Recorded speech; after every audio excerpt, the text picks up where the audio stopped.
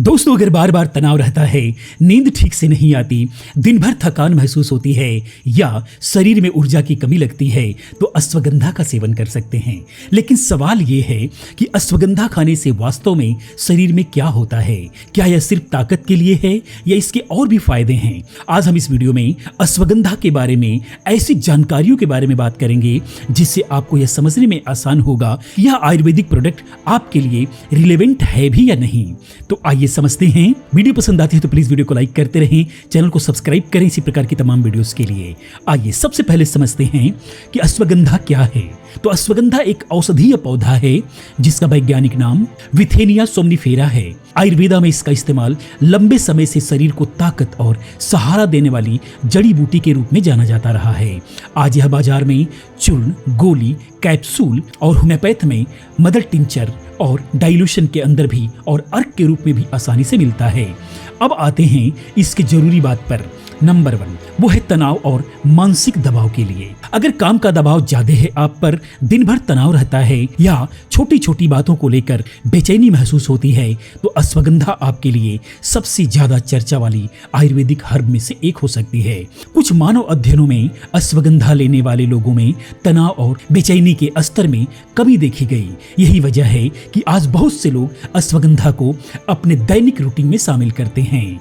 Number 2 पर आता है नींद के लिए। अगर रात को सोने में समय लगता है, नींद बार बार टूटती है या सुबह उठने के बाद पूरी तरह आराम महसूस नहीं होता तो अश्वगंधा आपके लिए कंसीडर करने लायक हो सकता है। कुछ शोधों में अश्वगंधा के इस्तेमाल के साथ नींद की गुणवत्ता में सुधार का संकेत देखे गए हैं, लेकिन इसे नींद की गोली समझना सही नहीं होगा। नंबर 3 पर है थकान और शरीर की ताकत के लिए।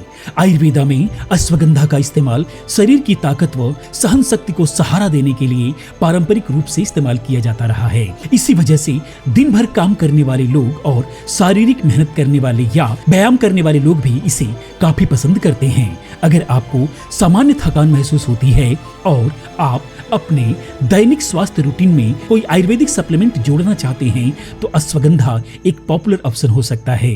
लेकिन अगर कमजोरी लगातार बनी हुई है तो केवल अश्वगंधा शुरू करने के बजाय कमजोरी का कारण भी पता लगाना चाहिए। नंबर 4 पर आता है पुरुषों के लिए क्यों पॉपुलर है। तो अश्वगंधा को पुरुषों के लिए भी काफी प्रमोट किया जाता रहा है। कुछ छोटी स्टडीज में टेस्टोस्टेरोन और स्पर्म क्वालिटी से जुड़े सकारात्मक संकेत मिले हैं। इसी वजह से पुरुषों के हेल्थ सप्लीमेंट में अश्वगंधा काफी लोकप्रिय है। लेकिन इसका मतलब यह नहीं है कि हर पुरुष में टेस्टोस्टेरोन जरूरी बढ़ेगा, ये जरूरी नहीं है। इसे किसी बीमारी या पुरुषों की समस्या की गारंटी मेडिसिन समझना सही नहीं होगा।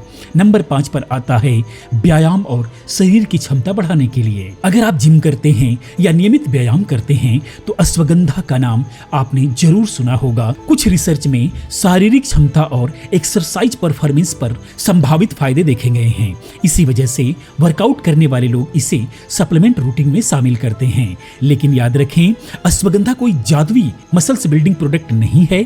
अच्छी डाइट और एक्सरसाइज और पर्याप्त नींद सबसे ज्यादा जरूरी होती है। अब सबसे जरूरी सवाल ये कि इसे कैसे लेना चाहिए।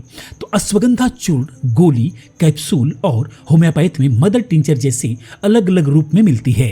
इसीलिए इसकी मात्रा प्रोडक्ट और उसमें मौजूद एक्सट्रैक्ट के अनुसार बदल सकती है। अगर आप चूर्ण इस्तेमाल कर रहे हैं तो आमतौर पर आयुर्वेदा में इसकी छोटी मात्रा यानी 5 से 10 ग्राम से शुरुआत की जाती है और इसे दूध या गुनगुने पानी के साथ में लेने की सलाह दी जाती है।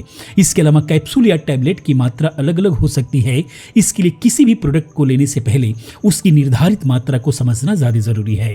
अगर आप पहली बार शुरू कर रहे हैं तो कम मात्रा से शुरुआत करना और जरूरत के अनुसार योग्य आयुर्वेदिक चिकित्सा की सलाह लेना बेहतर होगा। किन लोगों को सावधानी रखना चाहिए ये भी जानना बेहद जरूरी है। तो अश्वगंधा प्राकृतिक जड़ी बूटी है, लेकिन इसका मतलब यह नहीं है कि हर व्यक्ति इसे बिना सोचे समझे लेने लग जाए। कुछ लोगों के लिए नुकसानदायक भी हो सकता है, जैसे गर्भवती महिला को अश्वगंधा से बचना चाहिए। इसके अलावा अगर आपको थायराइड, लिवर या ऑटो इम्यून डिजीज है या आप नियमित रूप से डायबिटीज, ब्लड प्रेशर या थायराइड या फिर नींद की दवा लेते हैं तो अश्वगंधा शुरू करने से पहले अपने डॉक्टर की सलाह जरूर लें। अब बात करते हैं प्रोडक्ट की। तो अगर अश्वगंधा को अपने डेली डाइट रूटीन में शामिल करना चाहते हैं तो वीडियो में दिखाई गई अश्वगंधा का प्रोडक्ट आप देख सकते हैं। इसी वीडियो में दिए गए व्यू प्रोडक्ट पर टैप करके आप इसकी मौजूदा कीमत को चेक कर सकते हैं और आप वहां से खरीदारी भी कर सकते हैं। जो बेस्ट क्वालिटी के अश्वगंधा होगा मैं वहां पर लिंक करने की कोशिश करूंगा। और अगर आपको ऐसे ही आयुर्वेदिक और होम्योपैथिक मेडिसिन की आसान और काम की जानकारी चाहिए तो इस फैमिली हेल्थ केयर को सब्सक्राइब करें, क्योंकि अगली वीडियो में हम लोग समझेंगे अश्वगंधा पाउडर, टैबलेट और कैप्सूल में क्या अंतर होता है और आपके लिए कौन सा सुविधाजनक हो सकता है। पूरी वीडियो देखने के लिए आप सभी का बहुत बहुत धन्यवाद।